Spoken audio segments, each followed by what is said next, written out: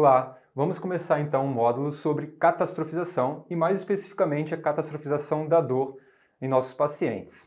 Eu sou Gabriel Comério, sou fisioterapeuta, formado há 13 anos e fiz minha especialização em dor na UFSCar, na Federal de São Carlos, na pós-graduação multidisciplinar em dor. E foi uma tentativa justamente de procurar entender um pouco mais sobre aqueles pacientes que a gente não conseguia atingir, principalmente pelos aspectos psicossociais.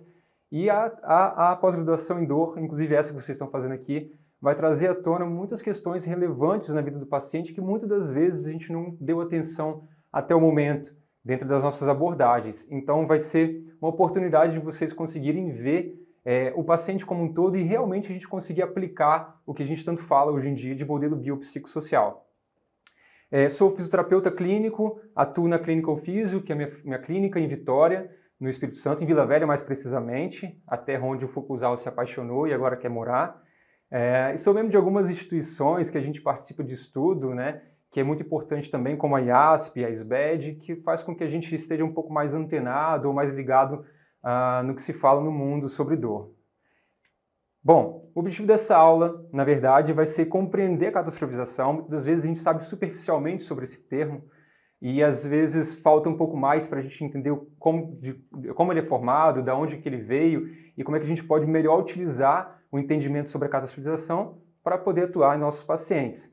Portanto, a gente vai ver como ele pode ser um importante mediador psicológico no manejo da dor ou na influência da cronificação da dor, por exemplo. Além disso, ver como é que ele impacta em outros indicadores de saúde. E também entender como que a gente pode intervir melhor para tentar diminuir os processos de catastrofização nos nossos pacientes. Essa aula está dividida em 3 partes. A primeira parte, nós vamos exemplificar para facilitar, ou seja, trazer um pouco mais para ideias do dia a dia, para poder perceber como a catastrofização está presente no nosso dia a dia. A origem dos modelos teóricos que explicariam a catastrofização. Além disso, como a catastrofização ela participa no sistema nervoso central, como ela contribui para os processos de dor. Além da mediação na dor e da cronificação. E também avaliar os domínios da catastrofização, através de questionários, por exemplo, né? E aí facilitar o nosso manejo clínico, trazer à tona o nosso papel enquanto fisioterapeuta na abordagem desses pacientes e, ao final, uma reflexão. Bom, imagine que você recebeu um feedback negativo no seu trabalho e aí você ficou convencido de que a sua carreira acabou. Pode acontecer isso com qualquer um de nós, não é? Ou então, você falha numa prova, tira uma nota baixa no fisiortopedia e acha que a sua vida de fisioterapeuta clínico, especialista em dor, não tem mais jeito, não tem futuro. Ou então, se o seu parceiro critica uma roupa que você está vestindo, e aquilo já se torna um motivo para você achar que vai ter um término, que vocês estão discutindo demais e que não tem jeito.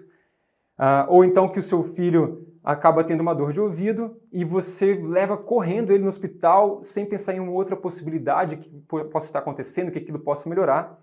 Na verdade, todos esses pensamentos estão relacionados à catastrofização. Pode ser que você esteja apenas catastrofizando uma situação. Vamos ver o vídeo de um personagem da Disney, que é o Galinho Chicken, não sei se vocês já viram esse filme, para poder exemplificar e dar uma ideia para a gente como que a catastrofização pode influenciar na nossa vida. Vou passar o vídeo, assistam, depois a gente faz alguns comentários.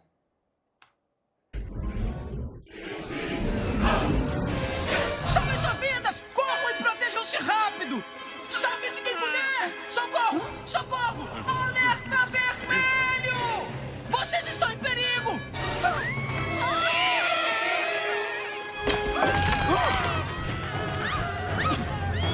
Protejam-se!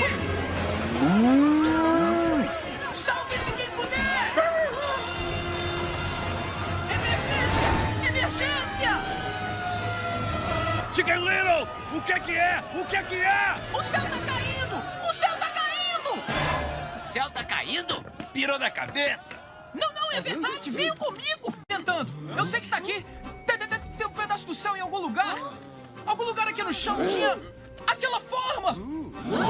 É, da forma dessa placa? É, só que não tá escrito pare, é azul e tem uma nuvem e me acertou na cabeça! É parecido com essa placa. Espera! O que é isso aí? Filho, foi isso que te acertou? Não, não, pai. Foi mesmo um pedaço do céu, é verdade. Pedaço do céu. Tá tudo bem, pessoal? Pai, não. Foi só um pequeno engano, sabe? Foi só uma avelã que acertou o meu filho. Uma avelã pequena. Não, pai, não. Quieto, filho. Atrapalhada até aqui já tá bem grande. Galinho, que ideia foi essa? Por que colocou sua cidade em perigo? Como confundir uma placa de pare com uma avelã? A placa de faro avelã veio do Fleo. O que ele disse? A placa de faro avelã veio do Fleo. Foi uma avelã com mel? Casaco de lã do seu Manuel? A placa de faro avelã veio do Fleo. Saúde, meu filho. Senhoras e senhores, é apenas bobagem. Bobagem de um rapaz insano. Muito bem, então esse vídeo exemplifica uma situação onde um evento aconteceu de fato, só que as proporções desse evento foram muito grandes, né? O galinho tiquiniro amplificou bastante aquela resposta, aquele estímulo, aquela situação, naquele contexto, e isso promoveu uma série de eventos na vida dele, inclusive a descrença no que ele falava, ele não se sentia compreendido pela sociedade, ele virou motivo de chacota, né? Ninguém conseguia acreditar mais no que ele falava. Então, uma situação desastrosa que às vezes não é nem tão perigosa assim, pode se tornar uma grande catástrofe na vida de uma pessoa.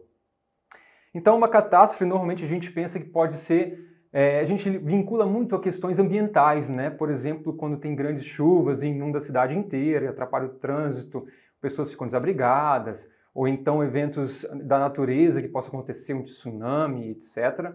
Portanto, a gente pensa sempre por esse lado. Mas uma catástrofe ela também pode ser o que acontece na vida de uma pessoa. Para exemplificar isso, eu vou trazer aqui uma pessoa da vida real para poder elucidar essa história para vocês. Há um tempo atrás, saiu uma notícia de que um meteoro cairia na Terra, né? E aí, pela NASA, pelos cálculos que a NASA fez, esse meteoro cairia na região próxima a Ribeirão Preto. E aí o meteoro estava vindo em direção à Terra, em 3 dias cairia. E aí Ana Maria Siriani, que todos vocês conhecem aqui do Fisiortopedia, né? Minha professora querida, amada, uma pessoa super competente, mas um pouco ansiosa, um pouco desesperada. Quando ela viu aquela notícia, ela falou assim, meu Deus, tem que fazer alguma coisa. E aí a Ana Maria pegou, juntou suas roupas, alugou a mansão dela no Airbnb, começou a se movimentar, pegou os gatos dela, comprou passagem, foi para Vitória, mudou a vida dela inteira nesses 3 dias com medo daquele evento acontecer na vida dela, né? E aí, de fato, aquele evento ele surgiu, né? O meteoro caiu, entretanto, era uma pedrinha de 10 quilos que fez um buraquinho e caiu lá em Araraquara, na verdade, nem caiu tão perto assim de Ribeirão Preto. Mas você imagina como a Ana Maria Siriani ela teve que mudar a vida dela inteira. Ela teve que se adaptar socialmente, ela teve que se adaptar financeiramente, ela teve que se mudar de cidade. E aí, como que isso se torna uma catástrofe na vida da pessoa também. Então, para os nossos pacientes pode ter uma correlação muito significativa, porque muitas das vezes o que ele tem que fazer, o esforço que ele tem que fazer para lidar com aquela situação que é disfuncional, ou seja, desmedida, isso acaba acarretando em todo o ambiente desse paciente, em todo o comportamento, em todos os pensamentos que ele pode ter para poder conseguir controlar a dor. Então, é um esforço excessivo para um evento que aconteceu que não necessariamente precisaria de tanto. A Ana Maria está lá em casa até hoje, hospedada. Não, mentira, na verdade, isso não aconteceu com ela, mas para a gente exemplificar como a gente pode ter uma modificação de todo do nosso entorno por conta da catastrofização. E você, qual seria a sua forma de interpretar um evento que potencialmente poderia ser danoso ou ameaçador, mas muitas das vezes você amplifica isso? Você ficaria tranquilo com uma notícia de um meteoro caindo? Ou você se desesperaria, correria, né, para poder tentar se proteger? Então, pensando nisso, a gente entende que pessoas pensam de maneiras diferentes. E aí, quando a gente olha isso através de uma visão cognitivo-comportamental, tem uma explicação da cognitivo-comportamental, a gente entenderia assim, que baseado nesse modelo, uma situação ela pode levar a pensamentos dessa situação, que pode acarretar em emoções e comportamentos fisiológicos e reações fisiológicas consequentemente. Então, um exemplo disso seria, por exemplo, um amigo cancela um jantar. Você e mais 4 amigos vão sair para jantar, e aí esse amigo que convidou você, ele fala assim, poxa, não vai dar mais para eu ir. Pronto, não fala mais nada. Uma pessoa A, ela poderia pensar assim, Será que aconteceu alguma coisa? Meu Deus, será que ele está com alguma doença? Será que ele está com algum problema maior? Alguém na família dele está com algum problema? Ou seja, essa pessoa ela desenvolve uma emoção relacionada à ansiedade, é uma distorção, na verdade, e gera comportamentos como, por exemplo, vou ligar para saber como é que ele está, né? E reações fisiológicas como, por exemplo, taquicardia, sudorese, né? Decorrentes desses pensamentos. Uma pessoa B, ela pode pensar assim, mas que desrespeito, é sempre assim, sempre desmarca em cima da hora, nunca faz as coisas que a gente combina, então desperta uma emoção relacionada à raiva e um comportamento de ficar sem falar, briga, xinga, e aí fica com calor, robô naquele momento da emoção ali. Uma pessoa C pode pensar diferente, falar assim, ufa, não estava a fim de ir mesmo, estou de saco cheio, quero descansar um pouquinho, assistir um Netflix, e aquilo gera um alívio para a pessoa momentâneo, né? E a pessoa acaba relaxando, vai fazendo vai fazer uma outra atividade, vai assistir um filme, então encara de uma maneira diferente. E uma pessoa D, uma quarta pessoa, ela poderia pensar assim, ele nunca quer sair comigo, poxa, eu acho que ele não gosta de mim, eu acho que eu devo ter feito alguma coisa que desagradou a ele, e aí desperta uma emoção de tristeza, relacionada à tristeza, e a pessoa pode chorar, deprimir, ficar prostrado. Então veja, cada um pode apresentar uma forma de pensar, uma forma de desenvolver emoções e de se comportar perante aquela situação. E uma parte do que faz a gente pensar diferente está baseado nas nossas crenças nucleares. Ou seja, uma crença nuclear é um entendimento que a gente tem sobre o eu, o mundo e o futuro. Muitas das vezes essas crenças nucleares elas se tornam crenças disfuncionais. E essas crenças disfuncionais podem gerar pensamentos automáticos, né? Por exemplo, pensamentos automáticos que geram crenças limitantes. Isso não é para mim, ou então, eu não consigo fazer isso. Normalmente são rígidas esses pensamentos, né? Por exemplo, eu sou velho demais para isso, tudo precisa ser perfeito. E quando a gente leva para o lado do entendimento onde a pessoa ela sempre amplifica ou ela magnifica essas crenças, seria o que a gente chama de catastrofização. Como, por exemplo, quando a pessoa diz eu não consigo suportar essa dor, eu tenho um problema muito maior do que eu esperava, ou acredito que isso seja muito perigoso para a minha vida, ou então essa dor é terrível, vai acabar comigo. Então veja como a construção de crenças relacionadas à catastrofização podem gerar limitações disfuncionais na vida da pessoa. E tem um outro construto que a gente conhece, que é a autoeficácia também, que na sua deficiência, ou seja, a baixa autoeficácia, também está relacionado a ideias antecipadas, como, por exemplo, a pessoa ela refere, eu não sou capaz de fazer isso, ou então eu não posso fazer um exercício sozinho, porque senão eu vou me machucar ou não vou conseguir fazer. Ou então, não acredito que eu vou conseguir melhorar dessa dor, não tenho esperança de que eu melhore da dor, porque eu acho que eu não vou conseguir fazer os exercícios, por exemplo. Então veja como as crenças elas podem influenciar os nossos comportamentos, segundo essa visão. E o pensamento catastrófico está sempre vinculado em pensar que o pior vai acontecer, né? Seria ao pensar sempre no lado mais desastroso ou mais negativo da situação, sem pensar em outros desfechos possíveis, né? E aí sempre esse acontecimento vai ser terrível ou então vai ser insuportável, né? E ao invés disso, a pessoa não consegue enxergar outras perspectivas que possam diminuir a ocorrência daquele evento ou a consequência daquele evento, né? Então, por exemplo, perder o emprego será o fim da minha carreira, não suportaria a separação da minha mulher ou do meu marido, e se eu perder o controle será meu fim. Então sempre vai direcionar para essa situação pior possível e não considera outras situações, como por exemplo, quando a gente olha a figura desse leão, né, a gente pode considerar que não seja necessariamente o leão, pode ser algo que seja menos amedrontador ou ameaçador para essa pessoa. E a origem da catastrofização? Né? Se a gente for olhar para um contexto histórico, dentro da visão da psicologia, que separa-se em 3 ondas, e o Rafa provavelmente vai falar isso para vocês, estruturalmente separa-se em primeira, segunda e terceira onda, onde a primeira onda é a onda comportamental, a segunda onda é a onda cognitivo-comportamental, que é onde nós estamos agora para falar de catastrofização, e a terceira onda, as terapias de terceira geração, como Mindfulness, a ACT, a terapia de aceitação e compromisso, né? Vamos voltar lá para a segunda onda. A gente está falando mais ou menos pela década de 50, 60, 70, onde foi o momento mais crucial do desenvolvimento dessas terapias da psicologia nessa época. A gente está falando então de Albert Bandura, que foi o criador da autoeficácia, né, que propôs um modelo de aprendizagem social cognitiva. E a gente está falando também de outros dois autores, como Albert Ellis e o Aaron Beck. Né? O Aaron Beck era um psicólogo americano e desenvolveu a terapia cognitiva nessa época. E o Albert Ellis, que desenvolveu a TREC, né, que também é uma das terapias dentro dessa onda para poder confrontar os pensamentos. E dentro de uma visão cognitivo-comportamental, a gente entende que nessa visão deles afirma que os indivíduos, as visões dos indivíduos a respeito do self, ou seja, do si, do entendimento do eu e do mundo pessoal, são fundamentais para determinar os nossos comportamentos. Então assume-se aqui então a cognição nesse momento, e não só mais aquela visão comportamental unidirecional.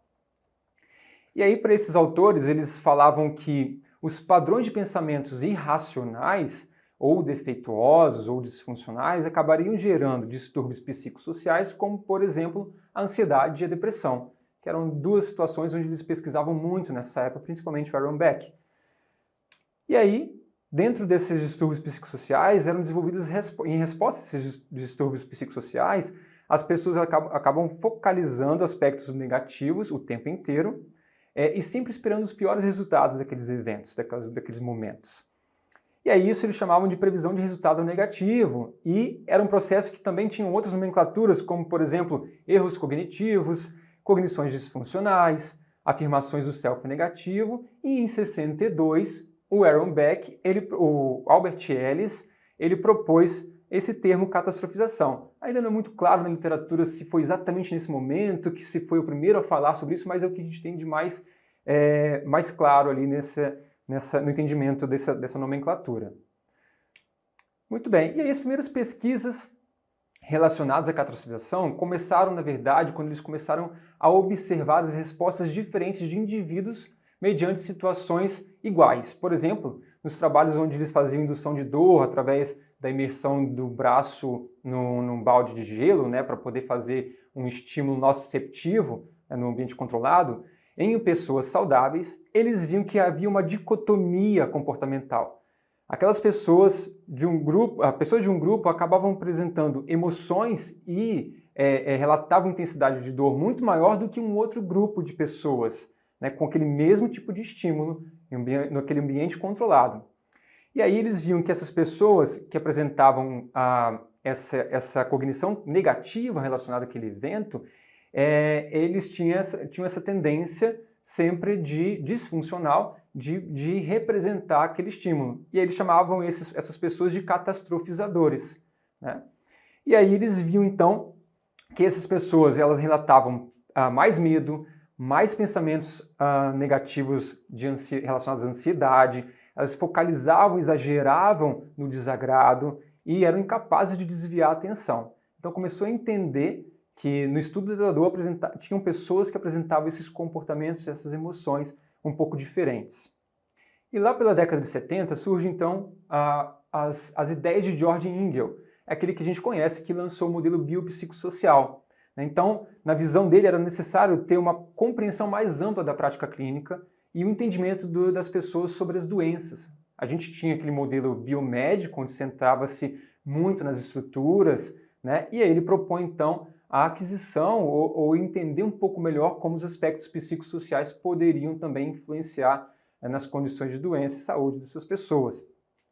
E aí, inspirado por aquela década de 60, onde a gente tinha tido o cognitivismo, né, o entendimento dos aspectos psicossociais e o entendimento de que aquilo era importante para os pacientes com dor, é como se deu match, né? O biopsicossocial mais a dor começou a formar uma forte tendência a pesquisar cada vez mais sobre isso, né? Como essas relações elas podem uma intermediar a outra. E daí então nasce o termo desse romance, nasce o termo catastrofização da dor, especificamente. E aí a gente não tem exatamente uma definição muito clara até hoje, mas o que mais se aproxima, né, ou que contempla de forma mais ampla esse entendimento da catastrofização da dor, é o que o Sullivan propõe, e não é o nosso Sullivan, o Peter O'Sullivan, que a gente conhece, é um outro Sullivan, é um psicólogo americano, onde ele propõe que catastrofização da dor seja um conjunto mental negativo utilizado durante experiências dolorosas reais ou antecipadas. Joia.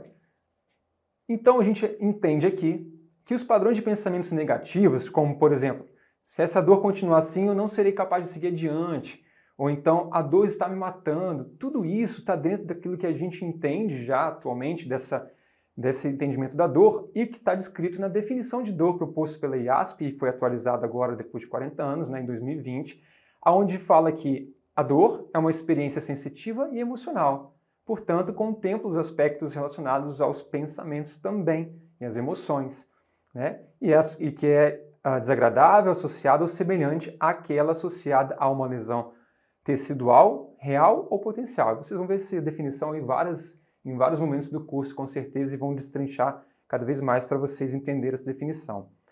Ou seja, aqui a gente chega a um ponto de entender que sim, a catastrofização faz parte desse mundo da dor, e ela pode então ser reconhecida como um processo de pensamento negativo que se concentra excessivamente nas sensações de dor, reais ou não, com a percepção de intolerância e da incapacidade de lidar com ela. Reais ou não no sentido de que a gente sabe que a dor sempre é real desde que o paciente ele relate aquilo, né? Ou seja, a experiência do paciente é mais importante, como ele verbaliza aquilo, a gente tem que saber entender e aceitar sempre como um aspecto que está influenciando de forma real na vida dele.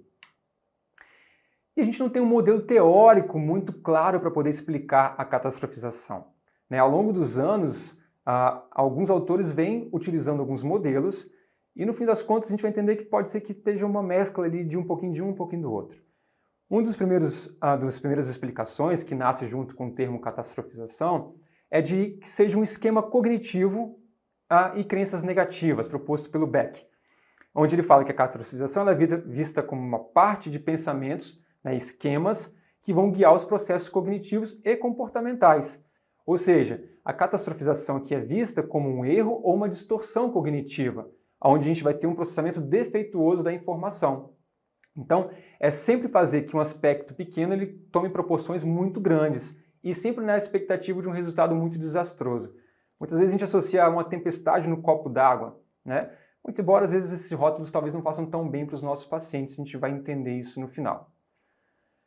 Um segundo modelo teórico é ver a catastrofização como uma estratégia de enfrentamento, ou seja, é um esforço cognitivo para poder manejar uma demanda específica. É como se eu quisesse me antecipar um evento, eu me armo de várias formas para que eu consiga superar aquele momento, para que eu consiga superar aquela situação. Por exemplo, quando eu vou dar aula, por exemplo, eu gero um estado de ansiedade, eu acabo aumentando bastante meu nível de atenção, começo a estudar bastante, ou seja, eu dou uma amplificada na situação para tentar me defender e enfrentar aquela situação. Então pode ser um exemplo a catastrofização como sendo essa forma de se comportar, uma forma de enfrentar melhor uma situação ou uma ameaça.